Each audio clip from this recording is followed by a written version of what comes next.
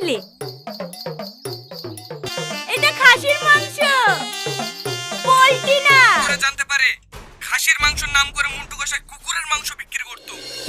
তাহলে কি সাধুপুরের মুন্ডু কষাইয়ের কুকুরের মাংসই খেয়েছিল তারা? তবে কি হতে চলেছে ছেলে ভার্সেস মেয়ে স্কুল গ্যাংয়ের 3 নাম্বার পর্বে? বন্ধুরা, 3 নাম্বার পর্বে আমরা দেখতে পাবো সাধুপুরের মুন্ডু কষাইয়ের কুকুরের মাংসই তারা খেয়েছিল। তারপর সাধুপুরের মুন্ডু কষাইয়ের কি অবস্থা হয়েছিল সবকিছু জানাবো আজকের এই ভিডিওতে।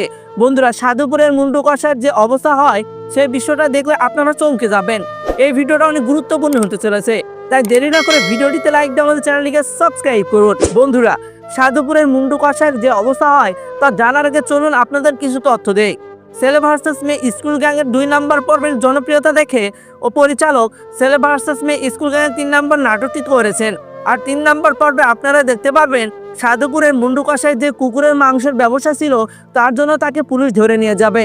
তারপর কি হয় তা জানার আগে আপনাদের কাছে রিকোয়েস্ট, দয়া করে ভিডিওটিতে লাইক দিয়ে আমাদের চ্যানেলটিকে সাবস্ক্রাইব করুন। আমরা এই চ্যানেলে সব কিছু তথ্য দিয়ে থাকবো, তাই দয়া করে এখনই চ্যানেলটিকে সাবস্ক্রাইব করুন।